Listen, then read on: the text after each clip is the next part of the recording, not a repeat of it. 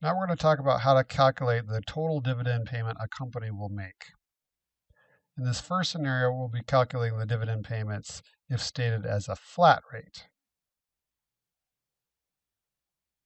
So the dividend formula, if it's stated as a flat rate, if the dividend is stated as a flat rate, is dividend equals outstanding shares times the flat dividend rate. Remember, only outstanding shares get the dividend. Outstanding shares do not include treasury shares. Here's an example. Company declared a $3 per share cash dividend on its common stock. There's 2,000 shares outstanding and it's $1 par stock.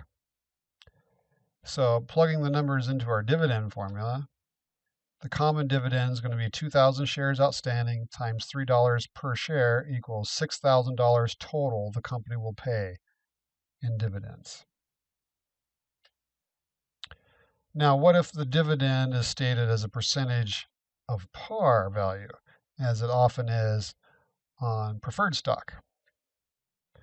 So, in this case, the dividend formula is going to be outstanding shares times par value times the preferred dividend rate percentage. So here's an example. We've got 2,000 shares outstanding of $10 par, 8% preferred. Now remember, the 8% preferred means 8% of the par is the dividend rate for one share. So for this preferred stock, it's $8 of dividends per share. Plug this into the formula, and we get 2,000 shares outstanding times $100 par times 8% gives us $16,000 total that the company will need to pay for preferred stock dividends. Now we're going to get practice on journalizing the entry for the dates, the different dates for the dividends. So the first date is the date of declaration, and we're going to be using the real life Safeway announcement of their common stock dividend. So on December 8th, Safeway announced that they're going to pay a 12-cent per share dividend. And it's going to be payable to people who own the stock on December 23rd, and it will be actually paid on January 13th. And the number of shares outstanding is 10 million. So when we journalize this, we need to start with the date, December 8th. So on December 8th, we're not actually paying. Remember, this is the date of declaration. We're just going to promise the dividends. So the account that we have to debit is called cash dividends. This is a contra equity account. Now, you can kind of think of it as similar to the drawing account for sole proprietorship.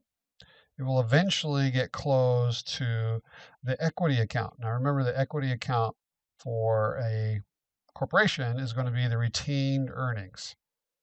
So cash dividends for now will be increase. It's a contra equity, meaning it's going to lower equity. And then since we're promising to pay the dividend, but we're not paying it on December 8th, we have to increase a liability called dividends payable. So here's our formula. Since this is a flat rate, 12 cents per share, it's going to be shares outstanding times the dividends per share. So that's 10 million shares outstanding times 12 cents gives us $1,200,000 as the debit and the credit. So that's what we record on the date of declaration. Now the second date of the three dates is called the date of record.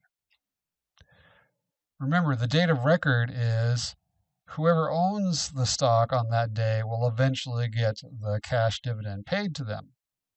Now, as accountants, we do not do anything on this date. There is no journal entry required. It is not our job to keep track of the millions of people who could own our stock.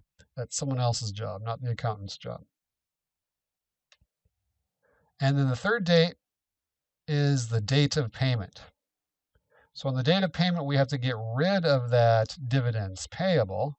So in this case, remember, according to this announcement, dividend announcement, we are paying it on January 13th. So on January 13th, we get rid of the dividends payable for $1,200,000, And then we have to pay our cash, $1.2 million.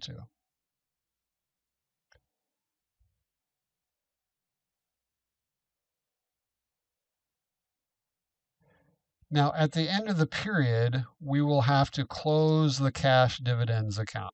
So on December 31st, at the end of the year, when we're closing our books, we have to lower retained earnings by the dividend that we paid, $1.2 million, because remember, we're closing out the cash dividends account that was recorded as a debit when we recorded the date of declaration of the dividend.